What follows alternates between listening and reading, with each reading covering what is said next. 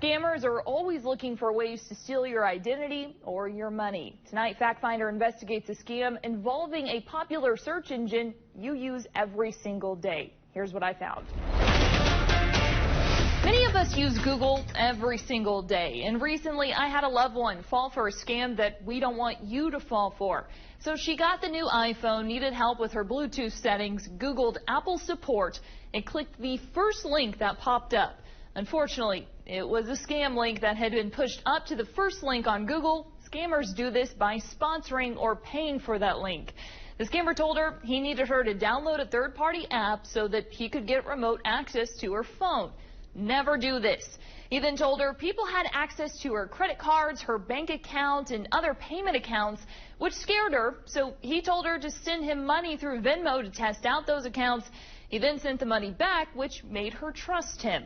He eventually got money from the accounts and even had her drive to Walmart to get Apple gift cards as a payment so that people wouldn't be able to see her credit card and bank accounts anymore. Thankfully, when she was trying to buy those gift cards, the Walmart employee told her this is a scam. Denise Groney with the Better Business Bureau says this is a very common scam, and it isn't just with Apple. If you Google any company, odds are a scam link could be the first one to pop up. Scammers are paying for those top search results knowing you're likely to click on the first or second thing you see after searching for a support number.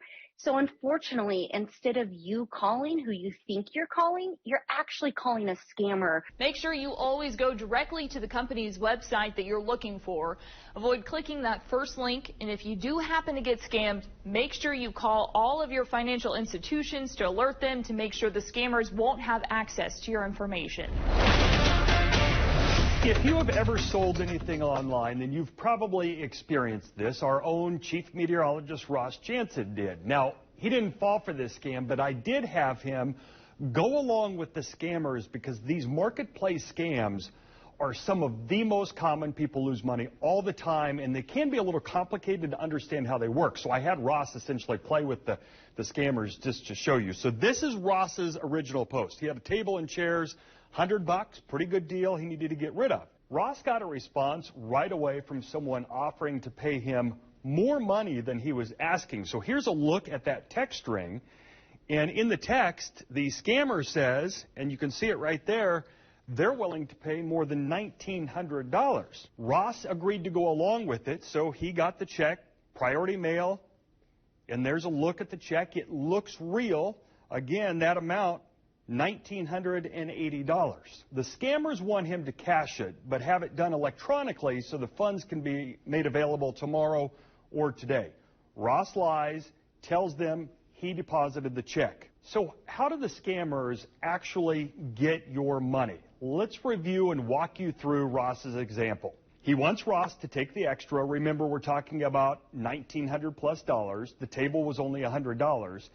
And pay so-called movers, and he wants Ross to pay through Venmo or Apple Pay to schedule pickup. You see, if Ross would have actually cashed that check and then immediately sent the money through Venmo, for example, the bank then would discover that that check was fake, and in the end, Ross would be on the hook for all of that money. In the end of this one, though, Ross eventually lets the scammers know he knew it was a scam all along, and lets the scammers go. Ross never actually cashed the check. So that is how a marketplace scam works. Now you know, so you don't fall for it. A Leavenworth couple wanted to build their dream home, but now their builder is facing criminal charges, and the couple is questioning where all of their money has gone. Factfinder investigator Angie Riccono reports. Pantry, back over here. And then that opens up into the kitchen, living room, dining room. The Simmons had plans, even purchased a lot. We'd have the front porch here, and this was what I was really excited about. I've always wanted a covered front porch with rocking chairs. They found a builder named Bobby Bates. I'd researched him, and I did not find anything. This is a picture we found of him on Facebook. He seemed knowledgeable. He knew what he was talking about. I mean, he even gave us a spreadsheet of a timeline on when he was going to have guys here for concrete, when he was going to have the materials were going to be delivered. The family was traveling through national parks, living out of an RV.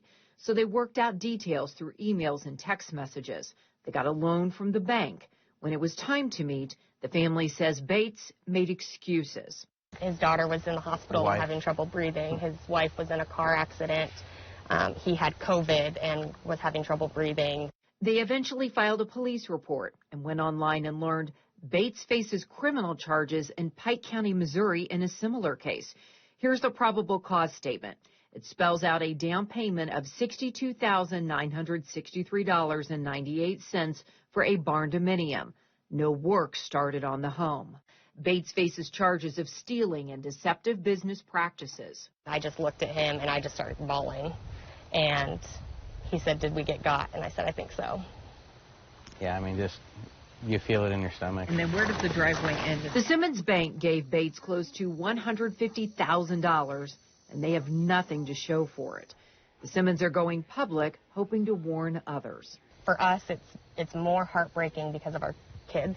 Yeah, they're ready to have their own rooms. Yeah. How many square feet inside the RV? 316 total, and that's what the slide's out. The family continues to live in that RV. It seems big when you first get into it, but after a year or so, it's rather small. There's also a Missouri school district questioning what happened to their money. Bobby Bates received a $75,000 down payment to build for the Van Far-Arwen School District. The superintendent says he turned the mess into the district's insurance company and filed a report with the local sheriff. These people are trusting you. These people are, this is our whole life savings we had put into this, and now it's just gone.